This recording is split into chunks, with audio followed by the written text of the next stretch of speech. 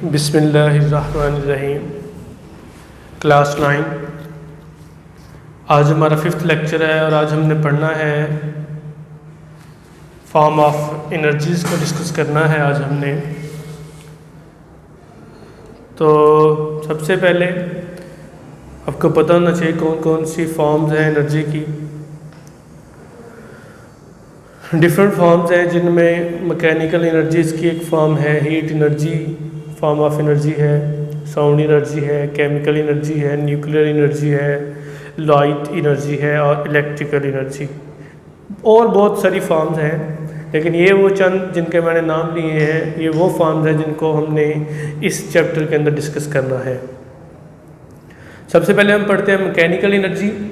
तो क्या होती है मैकेनिकल एनर्जी? किसी भी बॉडी की, याद रखिएगा, वो एनर्जी जो बॉडी के अंदर मौजूद हो उसकी मोशन की वजह से और उसकी पोजीशन की वजह से, इस फॉर्म ऑफ एनर्जी को हम नाम देते हैं मैकेनिकल एनर्जी का। बॉडी की वो एनर्जी जो बॉडी के अंदर मौजूद हो, कब मौजूद हो? जब उसकी बॉडी की मोशन भी हो और पोजीशन भी हो।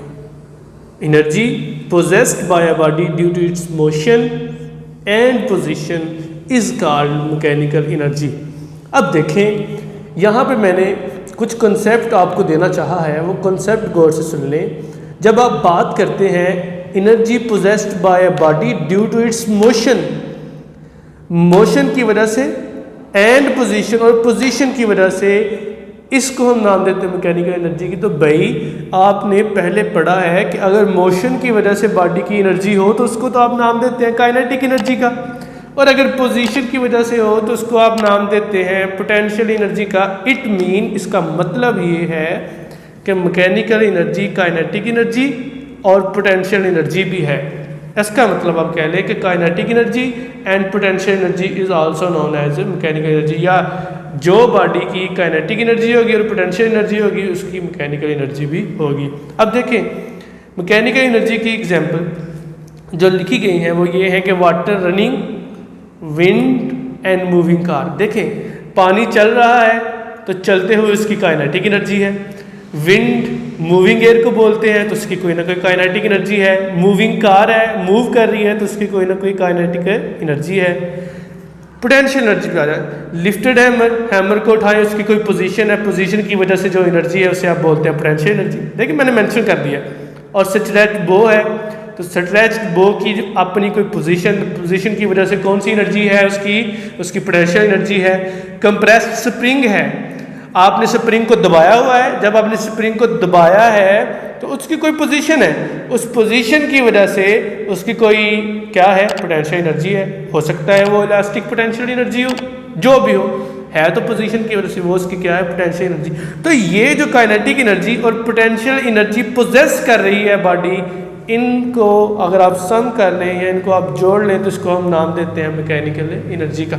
मतलब ये सारी की सारी एग्जांपल दोनों साइडों की, काइनेटिक एनर्जी की और पोटेंशियल एनर्जी की, ये दोनों की दोनों। ये यहाँ पे मैंने बता दिया काइनेटिक एनर्जी और पोटेंशियल एनर्जी। काइनेटिक एनर्जी कहाँ से निकला? मोशन से निकला।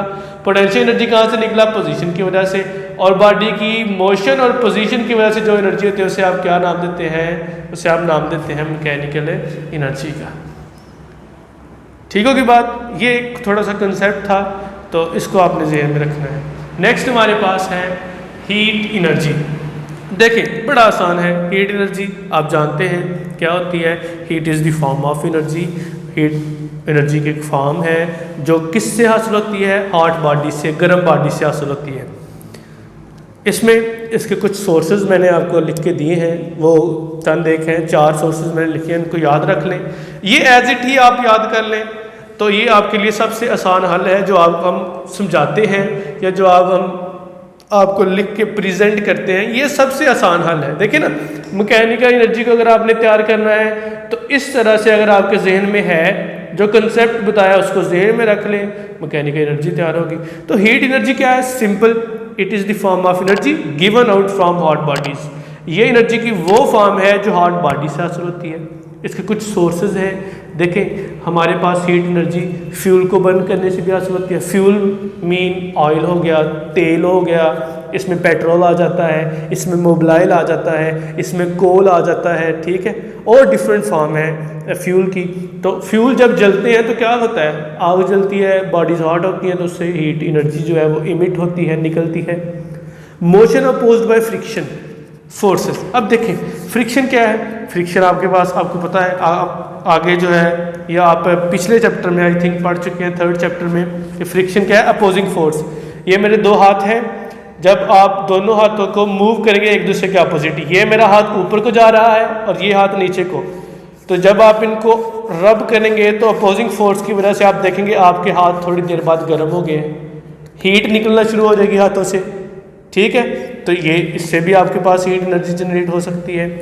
आप खुराक जो खाते हैं, बहुत सारी खुराक आपको हीट एनर्जी प्रोवाइड करती है। जैसे आपके पास जो है बीफ हो गया, मटन हो गया, आपके पास फ़िश हो गई, और बहुत सारे सप्लीमेंट्स जो आप यूज़ करते हैं फूड की फॉर्म में, वो सारे के सारे जो है वो क्या प्रोवाइड करते हैं, आपको हीट एनर्जी प्रोवाइड करते हैं।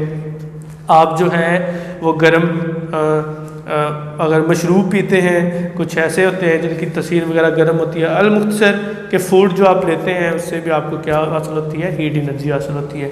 और सबसे मेन सोर्स जो हीट एनर्जी का है वो सोर्स है हमारे पास sun is the main source of heat energy.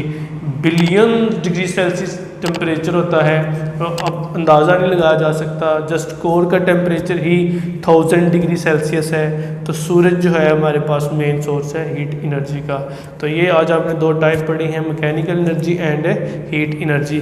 ये आपने फॉर्म ऑफ एनर्जी कुछ फॉर्म है वो आपने देख लेनी है, और यहाँ तक जो है जो बातें मैंने बताई हैं वो सारी की सारी इनको रीड करें, लर्न करें, याद करें और लिखें, आपको इंशाल्लाह तैयार हो जाएंगी। फ़ी अमान अल्लाह।